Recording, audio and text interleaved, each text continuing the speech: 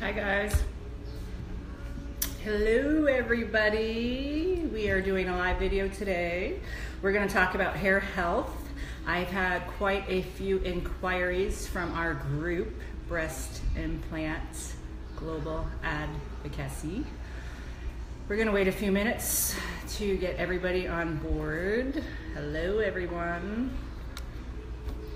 Hello guys, it's time, it's time. So what we're gonna talk about today, guys, is hair health. And we're gonna give everyone a few minutes to join in. Get situated with everybody. It's a beautiful day outside. It's over the hump day, hump. We'll wait a few minutes. I see some people joining. Hi guys. Tanya, are you there? Vanessa, are you there? I was asked to do a video quite a few weeks ago, but I'm still kind of rehabbing through my last surgery, which was over 4 months. It's about 4 months now. So we're still waiting for a couple more people to join in. And I hope everyone is doing great this week. Spring is here. It's a new time. So we're going to talk a little bit today about hair health. And as we know, a lot of us are experiencing hair loss. We're experiencing brittle hair, dry hair, and damaged hair. So let's start with this fact first. Hi, Helen. So what we're talking about today is hair health, and the reason why I am HairDocTK.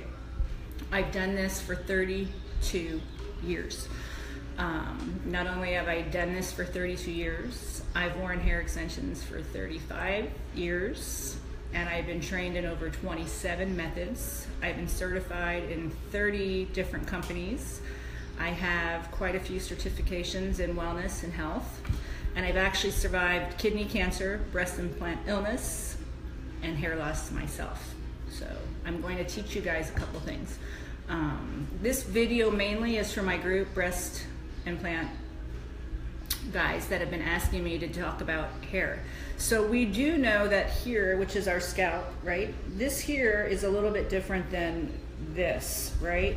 As we have hair follicles growing out from the scalp, we have 3 stages that we can be in.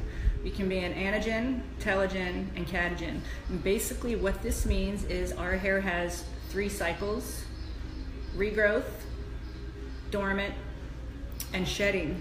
So in these spans of time, which generally run 7 months, your hair will shed a lot more than 50 hairs a day, which is normal, or it will lay dormant where it shrinks the follicle and it's laying dormant like a bear, it's hibernating.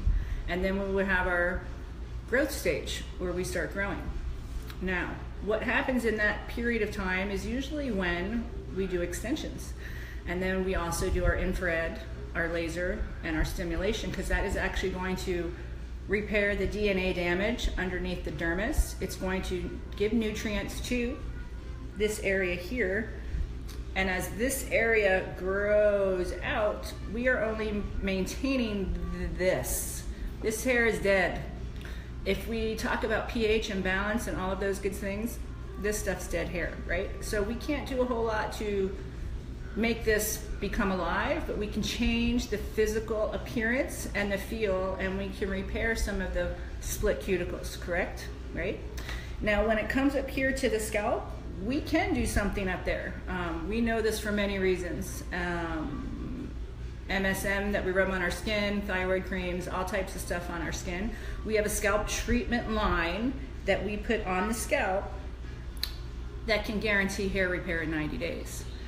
Now, I'm going to tell you a couple things. That's the main important thing about all of this system, whether it's hair loss here, skin loosening, nails weak.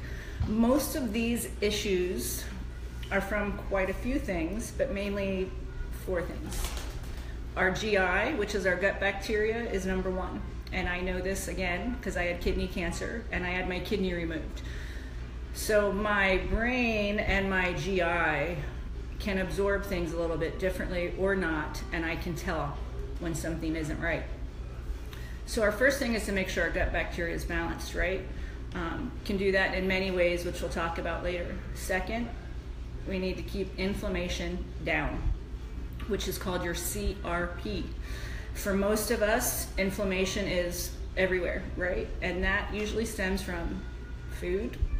Of course, it stems from other things, antibiotics, pharmaceutical prescriptions, stress, cortisol, right? Inflammation.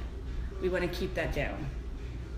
So getting back to the follicles up here, when we have an issue here, our scalp isn't being able to get to the stage where the hair can regrow and admit through the scalp, because we need to make sure our scalp is clean, it's strong like our body, and we're feeding it nutrients.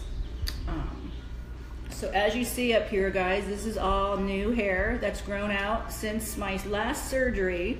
I actually have all of this has kind of grown out. And if you see really close, you'll see baby strands, these guys. I haven't really had hair like this for probably 30 years. So 32 years ago, I was misdiagnosed with another issue called lupus. Long story, fast forwarding to today, I didn't have that. I had rheumatoid arthritis, which at that time, had I known what I know now, I would have stopped eating those certain types of foods, right? So fast forwarding up to today, this hair that you see on my head actually is growing from the things I do in my salon. Infrared, I sit in my box 3 times a day. My laser light therapy, which you'll see. My scalp treatments, and of course, for these puppies, I still make sure I use something that's pH'd, balanced, gluten-free, and has as minimal parabens as possible. So what we're gonna tell you guys, moving forward on this video, we're waiting for a couple more people to join. I think Helen was there. Thanks, Helen, for joining. There's about 5 things: biotin, vitamin K, omega-3s, which are huge signalers to mitochondria, aloe, which is our #1 collagen synthesis, right? Hair, skin, and nails, selenium, zinc, and glutathione. A lot of these things need to be compounded together in order to do what it needs to do up here. There's some things we can't take because the body needs to synthesize and make them themselves, correct?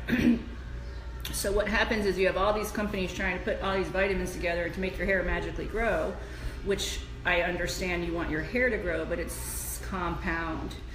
We need to make sure that whatever we're doing systematically works together and is actually helping the metabolic makeover, which in turn helps these. All of this will flow.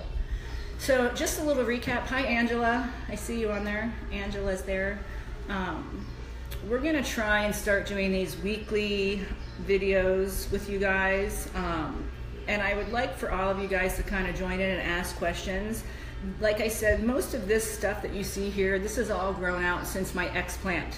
Now, when we're talking about breast implant illness, we have several groups. There's about 15,000 of us on there, so I don't think we're all just kind of cuckoo making this stuff up. However, that's not the only thing causing hair loss. Hair loss, which is an appendix of what's happening in here, right? So out here, on here is going to tell us what's going on deep down inside, right, guys? Thanks, Angela. Woo-hoo, thanks.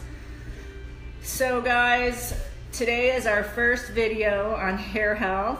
I am going to put together a weekly updated hair health video, and if you guys can get me a list of what you'd like to hear and see, we will do that for you. Today is just kind of a little recap for you, and I want to tell you today, make every day the best you can, and remember, life is about recreating yourself. Have a great day, guys. Thanks, Angela, for joining. We are going to come back in a week, and I'm going to show you too how you can experience that word up there, grow. Love you guys. Ciao.